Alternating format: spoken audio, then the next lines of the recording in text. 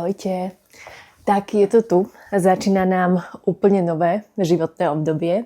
Nám, tým myslím mňa, môjho manžela Peťa a tohto malého človeka, ktorý sa tu formuje. Ako už určite tušíte, podľa názvu videa, udialo sa v posledných týždňoch, mesiacoch niečo, na čo mnohí čakali, možno ešte aj intenzívnejšie než ja sama. Formuje sa tu malý človečik, dnes som na konci 13. týždňa, to znamená na konci prvého trimestra. Zajtra mi začína 4. mesiac alebo 14. týždeň a ja sa z toho celého strašne teším. A rozhodla som sa natočiť tento tehotenský denník, ktorý bude mať 3 časti, 1., 2., 3. trimester. A v tomto tehotenskom denníku si zhrniem sama pre seba a samozrejme aj pre vás, moje pocity, to ako to prebiehalo, to ako som sa cítila, ako som to zistila a všetky tieto ostatné náležitosti. Slúži to na moju pamiatku, pre moju spomienku. Pre tie, ktoré ste boli tehotné, tak si možno zaspomínate zase na tie svoje trimestre.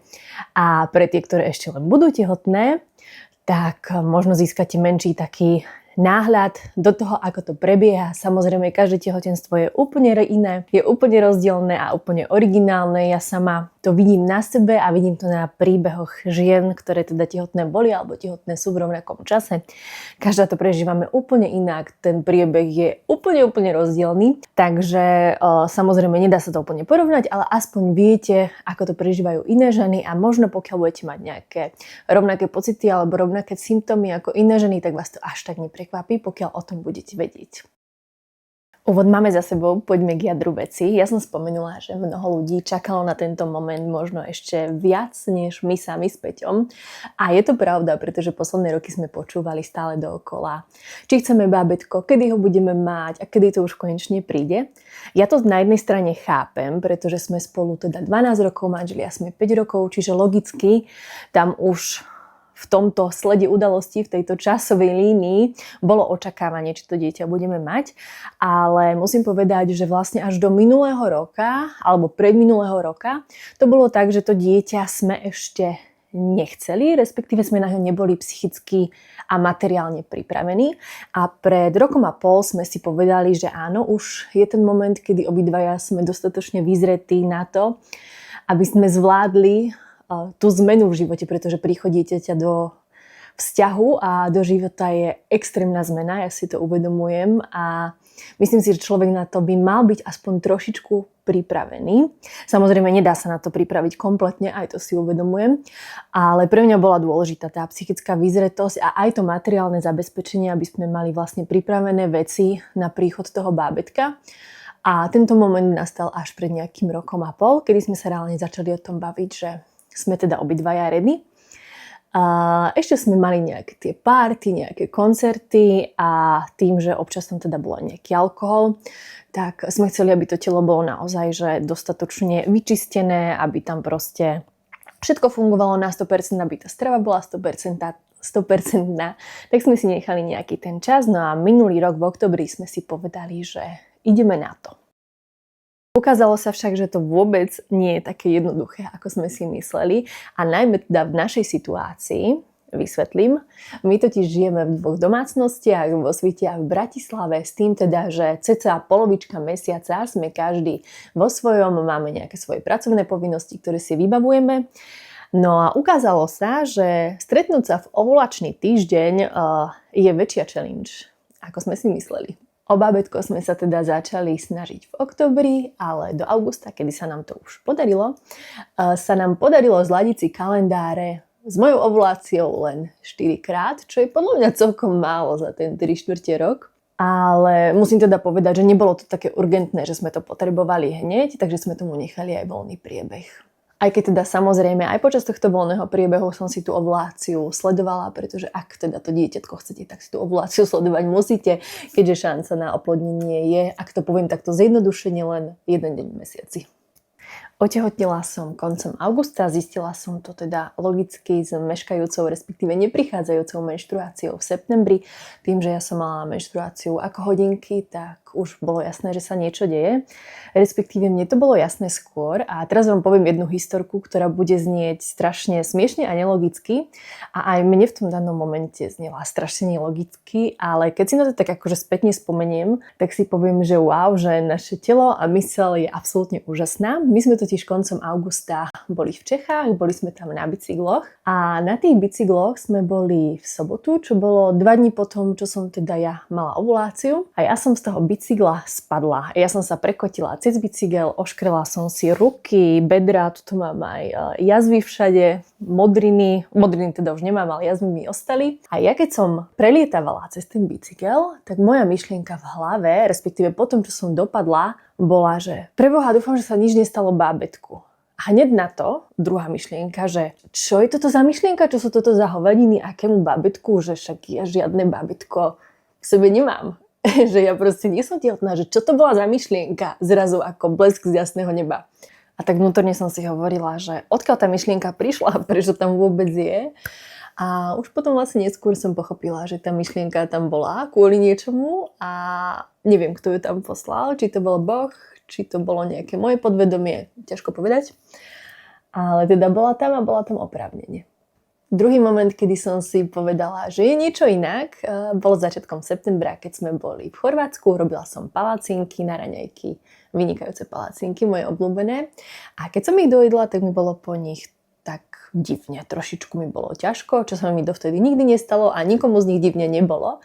Tak som si opäť vravela, že niečo je inak. No a tretí moment, kedy už som si ja v sebe ešte predtým, než som videla teda pozitívny test, povedala, že niečo je inak a že už sa tam teda asi naozaj definitívne niečo deje. Bolo pár dní pred ženským behom, kedy som si bola zabehať. Bol veľmi pekný, príjemný podvečer. Behala som a mala som pocit, že behám strašne rýchlo. Vravela som si, že wow, že to bude tempo pod 5.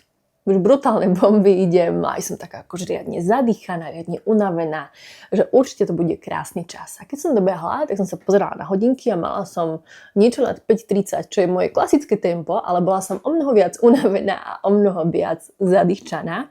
A vtedy som si povedala, že že tak idem si urobiť ten test, už mi vlastne 2 dní meškala menštruácia. A keďže ja som dovtedy tú menštruáciu mala ako hodinky, tak už som teda tušila, že asi tam niečo bude inak. No a ten test mi to len potvrdil a bol to jeden z najkrajších momentov v mojom živote. Jeden z najkrajších, ale zároveň aj najdesivejších momentov môjho života.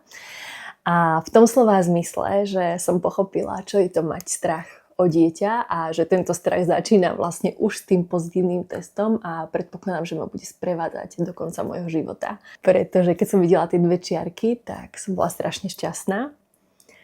Dojatá, aj teraz som trošku, keď si na to spomeniem, ale zároveň prvé myšlienky boli wow, zvládnem to?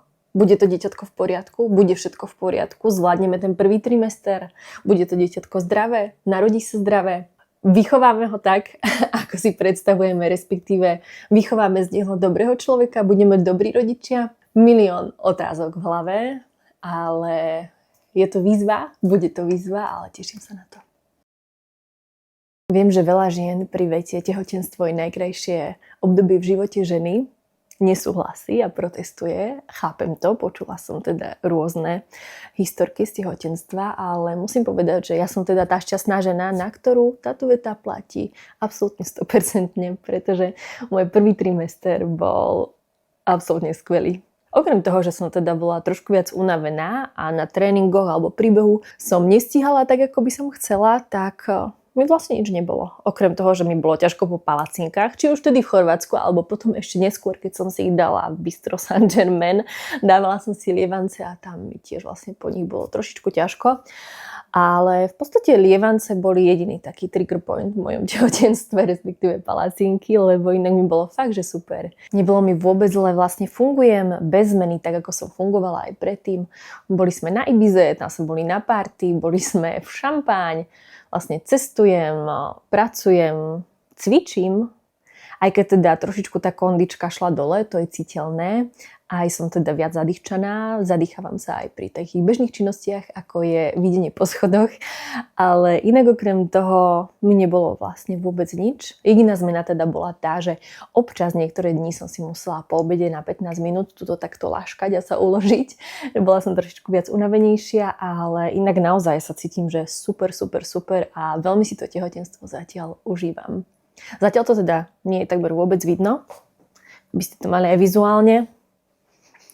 Trošičku mi narastlo už to brúško, tak dopredu, ale asi tým, ako mám postavený aj ten hrudník a bedra a všetky tie veci sú uložené vo vnútri nejakým spôsobom, tak ešte mi to brúško veľmi nevytláča, ale ja si myslím, že v priebehu nasledujúceho mesiaca to bude taký zlomový bod, kedy zrazu vybehne, takže čakám na to a teším sa na to, lebo zatiaľ je to pre mňa také veľmi abstraktné, keďže to brúško ešte nevidím, aj keď teda viem, že ten malý človečík tam je vo vnútri, že sa mu darí, že rastie, že je zatiaľ v poriadku.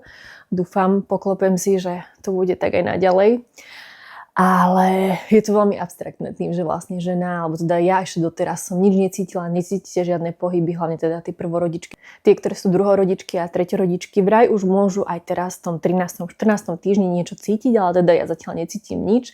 Čiže je to všetko také veľmi imaginárne, ale je tam, darí sa mu a verím, že sa mu bude dariť aj naďalej a ja už sa teda neviem dočkať momentu, kedy to uvidím aj ja. Vlastne jediná taká hmatateľná zmena, ktorá u mňa prebehla, boli prsníky a síce extrémna citlivosť a napätosť v prsníkoch. Teraz to už trošičku ustupuje, ale stále je to tam. Čiže toto bolo asi také jediné, čo som ja počas toho tehotenstva naozaj že pociťovala, že sa tam niečo deje, lebo inak sa cítim veľmi netehotne, musím povedať. A predsa len ešte jedna zmena, krásna pleť a extrémne rýchlo rastúce vlasy. Ale teda všetko sú to veľmi pozitívne a príjemné veci, takže nemôžem povedať ani jedno krivé slovo na môj prvý trimester. Takže toto by bolo asi všetko z tých prvých 13 týždňov, respektíve aj z toho obdobia predtým. Už sa teším na druhý trimester. V podstate počas neho sa dozvieme, čo to bude, aj keď teda pre mňa to nie je až taká podstatná informácia, ale ľudia v mojom okolí to chcú vedieť, takže zistíme a potom to teda poviem aj vám. Myslím, že som povedala všetko, čo som chcela ohľadom tohto prvého trimestra. Tým pádom je prvá časť tehotenského denníka na konci. Ja sa budem na vás tešiť opäť o 3 mesiace. Dnes je inak 20. novembra a vy pravdepodobne toto video uvidíte trošičku neskôr v čase, kedy už teda to poviem aj verejnosti, keďže zatiaľ o mojom tehotenstve vie naozaj len veľmi blízke okolie a blízky okruh priateľov. A budem sa tešiť na vás v ďalšej časti. Verím, že ďalší tehotenský denník a ďalší trimester bude rovnako krásny ako tento prvý. Ahojte.